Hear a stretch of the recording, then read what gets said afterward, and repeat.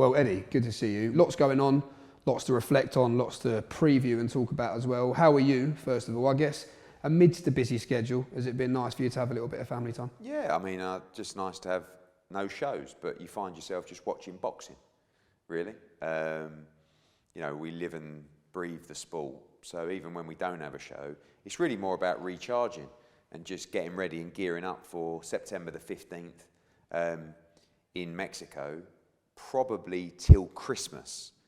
We may not have a week off, and if we do, it's 1 or 2.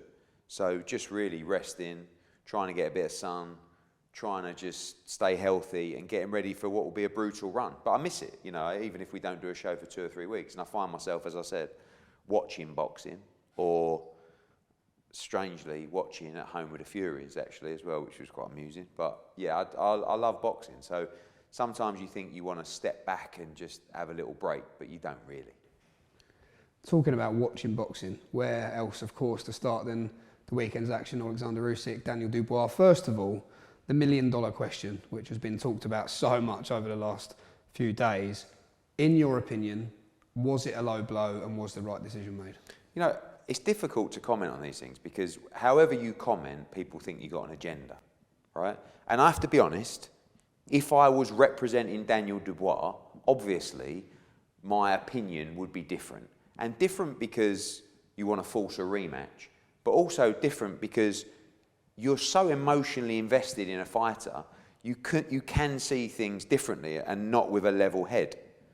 Like, again, criticism or not criticism, this is my take. Any shot below the navel, i.e. on the waistband, providing that is below the navel, and I think when you look at Usyk's shorts, I think he conveniently pulled them down a little bit post-fight.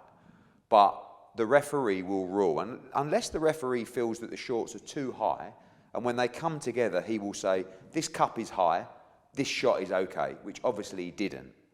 Anything below, effectively, the waistband is a low blow.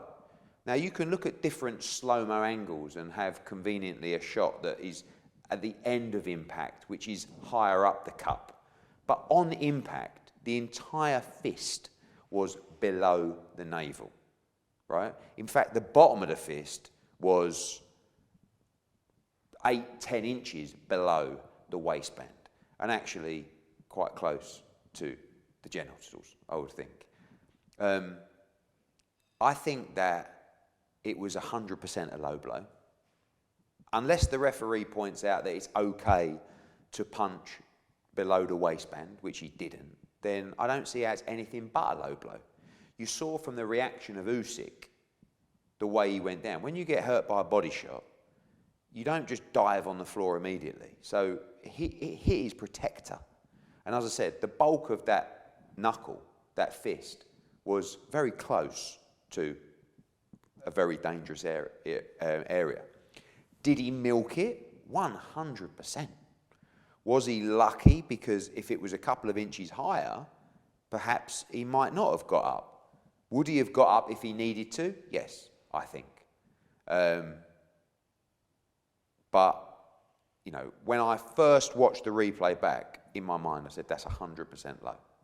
100%. So I don't really see, you know, there was a very similar incident in Saudi Arabia with AJ, where it was pretty much the same kind of punch.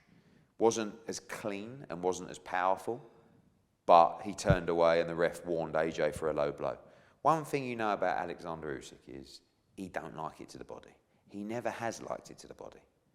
But he used his experience there, and in my opinion, and I'm entitled to one just like the other 74 million people on Twitter, or however many use it, it was a low blow. What did you think of the performances of both men? I thought Usyk didn't look himself from the first bell. I thought his feet looked slow. I thought he looked tired. I thought like he'd aged. Was it the pressure of fighting, not at home, but pretty much at home? He hasn't done that very often at all. Was he injured? I'm just talking to you like I'm in a pub right now. Why use a small ring? Whenever I see a fighter that likes to move, use a small ring, it tells me they've got a problem. It tells me they don't want to move a lot. which is very unusual for Usyk, because if you're fighting Daniel Dubois, I think you would like a bigger ring. So, was there an injury? Is there an operation? I don't know. But I don't think he still won every round. And I think, again, probably an unpopular opinion, Daniel Dubois has to show more resilience when things get on top. Because the first knockdown, nothing much landed clean, and he tried not to beat the count, in my opinion. And the second knockdown, he definitely tried not to make the count. And granted, it was a stiff jab, but you got to get up. And when Usyk got up after 3 minutes on the floor, he had 2.5 minutes in that round to stick it on him. But Usyk's an exceptional fighter, and Usyk, I felt like Usyk would break Daniel mentally in the fight, and really that's what happened. It wasn't that he beat him up. He just, and when Daniel says, I just lost momentum, and that's a bad sign. But what I will tell you is Daniel Dubois is 25, 26. I think he's got a fantastic future. If he can just get it up here, you've got to be stronger mentally. You've got to get up, especially in that situation. And again, not to compare to AJ, but in the first fight against Usyk, AJ got battered in the closing stages. He might not like me saying it, but he got hit by some big shots. Second fight, the championship rounds, Usyk was unbelievable. And again, heavy duty. So I just want to, I think to make it at elite level, it's just got to be tougher. You've got to get up. If you're on your knees looking at the ref at 4 or 5, you've got to get up. But that's just my honest opinion. But my other opinion is, I think he can be a force in the heavyweight division. I think he's been thrown in too early. I don't think he's beaten anybody at all in the heavyweight division. He got thrown in against Joe Joyce, who ultimately was a strong, rugged, experienced fighter, who we know what happened there.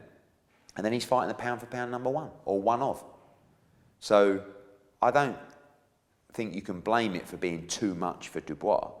But I thought he boxed well. I thought Don Charles done a great job. And if he can just get it up there, I think he's going to be a force. I would send him away now. I'd get him 2 or 3 wins.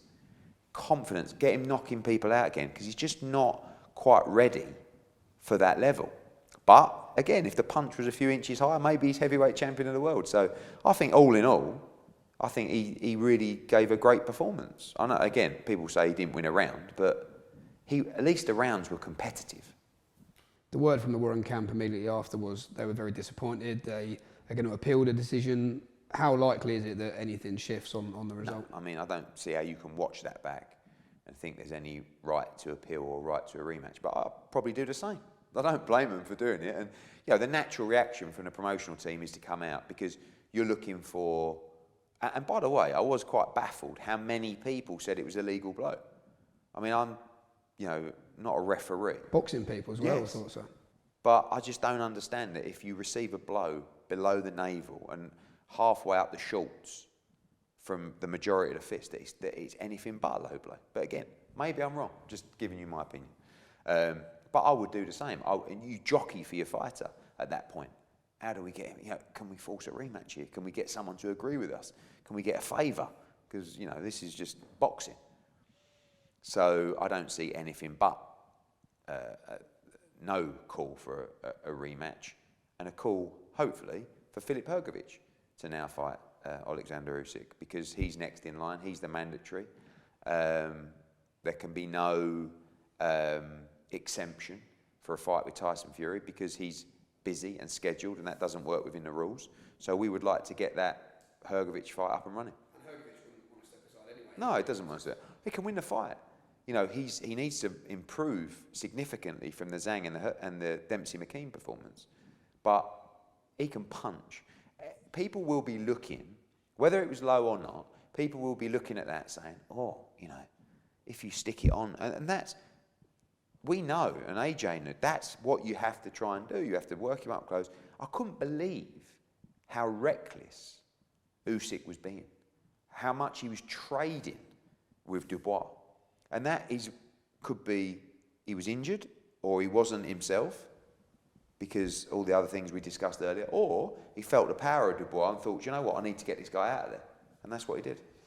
In terms of news, slightly on a different note, Robert Helenius, adverse findings, people keep talking about the template that has been seen on social media quite a lot recently. First of all, Eddie, your reaction to that news? I mean, you know, we've had a few now. I think, what was that, 3 in the last, 14 months. And although it's probably 3 in the last 2 years, doesn't sound like a lot, but it is a lot for major fights. And that's where they've come from. Obviously, Helenius not our fighter, but we still conducted the testing through VADA. Robert has sent a personal note to Anthony Joshua that I've seen, and it's incredibly sincere. And, every substance, I say this before, every substance, every level, every result is different. And I can't give you the details of this because I'm not allowed to. But as always, whether it's Conor Benn, whether it's Alicia Baumgardner, Dillon Danis, you want to believe the athlete. But now there must be a process where the athlete gets an opportunity to explain themselves or to investigate the findings and try and clear their name. Big surprise. But, I think, as we know, we are ramping up the testing. And if we ramp up the testing and we're going to be the promotional company to make that investment in testing, you are going to have more adverse findings. And, the response of, a fighter's tested positive on a Matchroom show. Yes. If you don't want to hear that, then if you want, we won't test. Bad for the sport, bad for the safety of the fighters. Yet they're not willing to spend the money to improve the safety for fighters. So, I see a lot of promoters who are criticising us testing.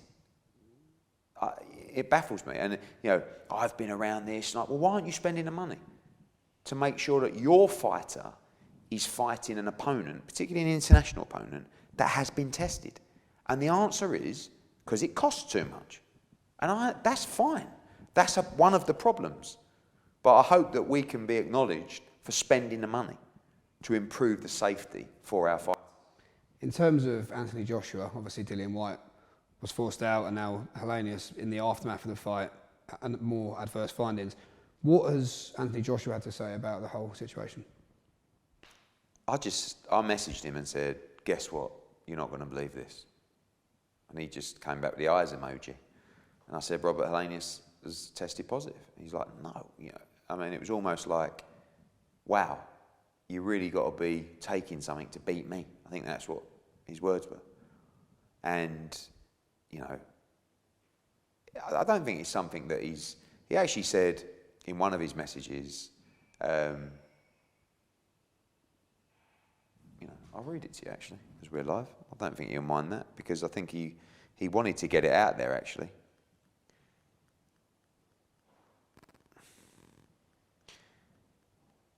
Thank you for the extra attention you take making sure all fighters are brought to the light who are doping. Without Matchroom sport, these things are being overlooked. And that's what he said. And he was going to post that, but obviously I just read it out instead, so you don't need to now. But that's how I want. And, we're working on a lot of things right now.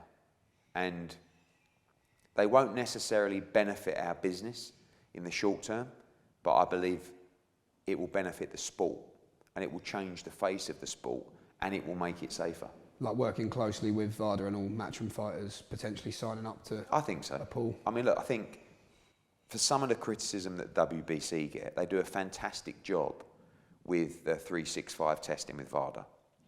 The main issue is, with a pool of fighters, it is so expensive to enrol every fighter in that program. We're probably just going to have to do it. And I don't want to sound Billy Big Balls, but we're probably the only people that can do it financially. But what a great look, and what a program to say to your fighter. When you sign with Matchroom, you enter the clean boxing pro, whatever it's going to be called, and you're automatically enrolled in random testing. But there needs to be, we can't just, and some, you know, whether it's the BBFC, whether it's the WBC, it can't just be you're enrolled but you never get tested. It needs to be financially at the level where VADA can say, this person is likely to, because it's random, be tested X amount of times per year. You've got to put the fear in the fighter, but it's got to be a testing program that is robust and frequent enough to put confidence into the fighter and the sport. Realistically, how long do you think that will take to set up? We're in discussions now with VADA.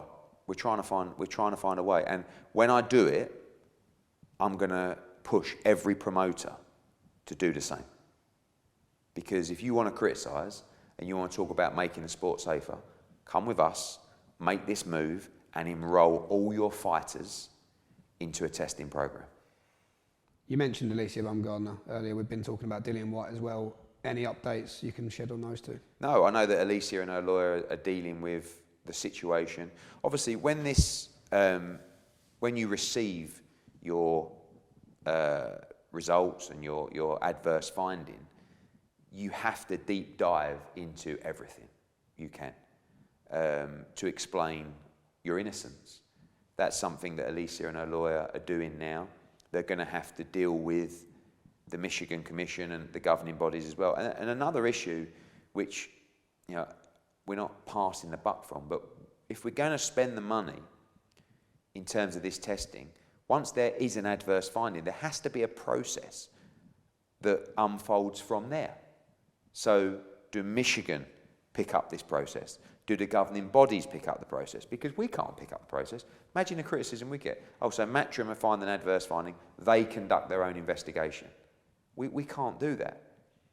Robert Helenius. So presumably, as we've seen with the Conor Benn situation, the British Boxing Board of Control will want to go through that process now. Robert Helenius. If they don't, the Finnish Boxing Commission need to go through that process. With Dillian Whyte, his licence commission need to go through that process. But it can't just be a, oh, blimey, I don't want to get involved with that. That sounds heavy. You know, that's one of the problems.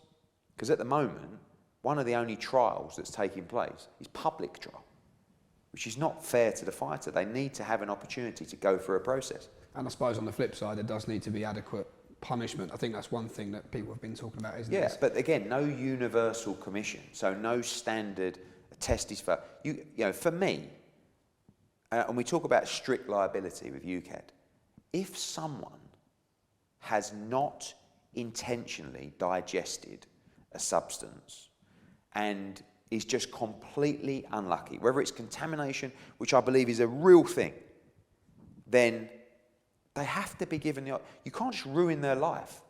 You know, you talk about a fighter can be doing everything right, and one meal or one, and people might be like, oh, Paul, the other one. No, it's a thing. Again, when you talk about strict liability, that was the point.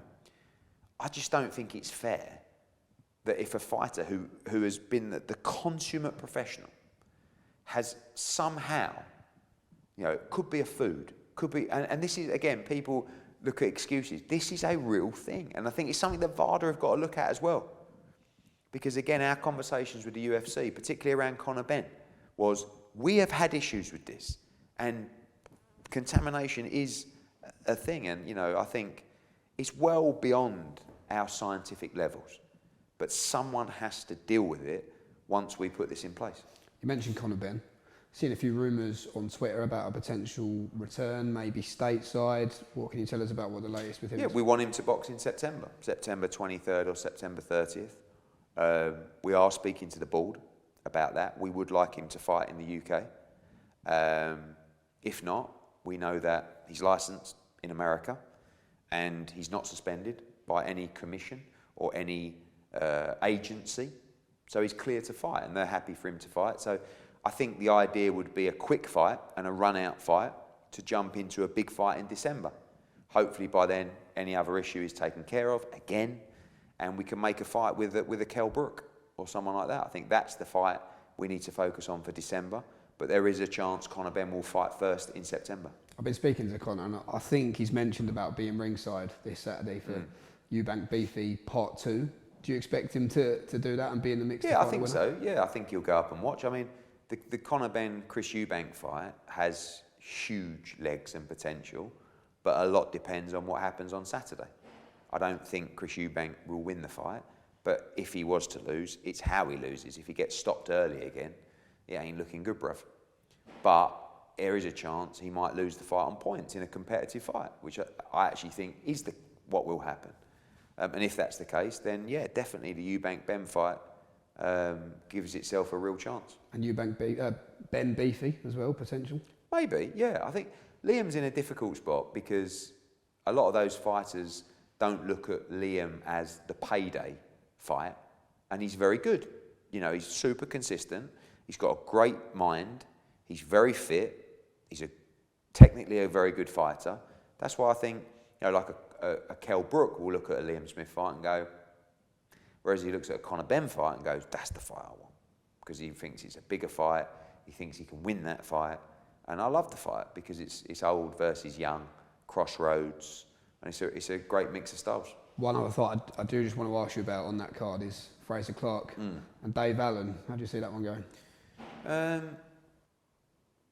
I mean, we just don't know where Dave is at in terms of his punch resistance, his robustness.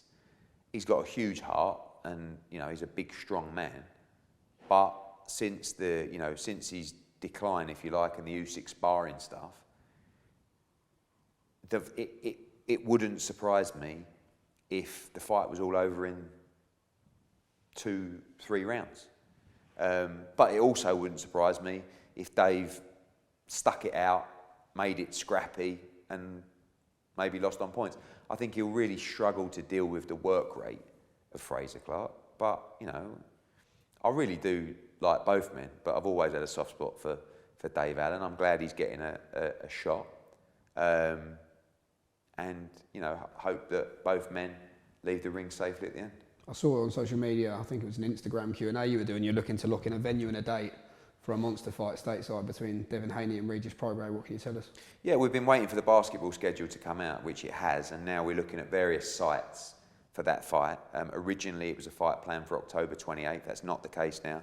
November looks more likely, maybe even very early December. San Francisco, Oakland, Vegas, Madison Square Garden, Washington, Atlanta, all venues and dates that we're exploring. But Regis has signed. Devin hasn't yet, but is ready to sign. We just need to make sure everyone's happy with the date and venue, and I think we'll have a mega fight for November, December. September 30th, good card, massive opportunity as well for Jordan Thompson. Yeah, I mean, I love it because Richard Riakporhe dropped the ball, and so did Boxer. Their bum fell out, didn't want to take the fight. And now, what a chance for Jordan Thompson. I mean, Jai Opetaia, the #1 cruiserweight in the world, IBF Ring Magazine champ, comes over to London to defend his belt. Jordan Thompson, you know, who looks great, punches very hard, has a massive opportunity to be the governor in the cruiserweight division. You know, he's up against it. He's never boxed at that level before, but he can fight. And that's a really, really good fight for a world title with two very good athletes. Last couple, I just want to ask you about the chaos of KSI, Tommy Fury, Logan Paul, Dillon Danis. You've been catching up with that? Yeah, I mean, it's wild. It's a big event. And listen, I think KSI, Tommy Fury is actually an interesting fight. Whether Danis or whatever his name is turns up, who knows? But, you know, what KSI do, Logan Paul do, they're very bright people. I mean, what Logan Paul does in the WWE is unbelievable. What an athlete. I mean, the shape of him now, it's remarkable. But yeah, big event, live on DAZN. Again, when I say we need to distance ourselves from misfits and Kingpin, all that's not they need to wrap it up and go away. It's just we need to focus on what we do and what we're passionate about, which is World Championship professional boxing. I'll be watching that. Millions of people will be around the world. I think it's going to be a great night of entertainment, but it don't sit in here. That's the difference. So we need to work harder to make sure we create bigger events that do better numbers, because those events are going to be doing big numbers, not the standard necessarily misfit shows, but the big misfit shows with KSI. It's going to do, could do 1 million pay-per-view buys on DAZN. So massive for us, and anything that's going to add subscribers to DAZN and therefore increase the viewership of our shows as well. Fantastic. But mindset on professional boxing, and I think a schedule so far that is breathtaking, but that has many more layers to come. You don't see it breaking Joshua Parker, Joshua Klitschko numbers? No, definitely not. But he'll do, whether it's 600,000, whether it's 7, 8, 9, whether it touches 1 million. That's the levels. And, good luck to all of them. Final one. We often talk about, Ed, press conferences, and the bum may be going a little bit when you see Derek Chisora. How do you think you'd have handled John Fury the other week? Yeah, it was standard, wasn't it? It was a table going over. The shirt didn't come off, but John Fury's great. As I said, listen, I'm not afraid to say it. I've watched a couple of episodes at home with the Furies, and I think Tyson Fury and John are fantastic entertainers. You don't have to like them, but you'll have an opinion on them. And boxing would be a duller place without Tyson and John Fury. Fact. Don't mean, like I said, don't mean you've got to like them. Doesn't mean, but the reality is they're outspoken, they're huge characters, huge personalities, which ultimately means good for the sport. Final message. I think you've been hurried out for a call here on Matchroom Live from HQ, but any final message you want to leave? Final message is get ready from September the 15th in Mexico, great card. September the 23rd in Orlando, fantastic card. Hitchens against Zepeda, Sandy Ryan against Jessica McCaskill, Amo Williams against Steve Rolls, great card. Maybe even Conor Benn jumping on that card. September 30th at Wembley, great show. Patara against Thompson. October 7th, Wood Warrington. October 14th, maybe even in Mexico. 21, Catchup against Linares, huge show in Liverpool. October 28th looks like stateside. November 4th looks like a Monaco show. November 11th could be Newcastle. November 18th, Pacheco in LA. 25th will be something else as well. It's going to be non-stop from September the 15th. Katie Taylor. Yeah, sorry. It's going to be something else. It's going to be Chantel Cameron against Katie Taylor. So there's so much to come. And then Sonny Edwards against Bam. Haney against Prograis. Hopefully Belanga in a big fight. It could be a massive end to the year. Right, Ed, you're late. Thanks for your time. Cheers.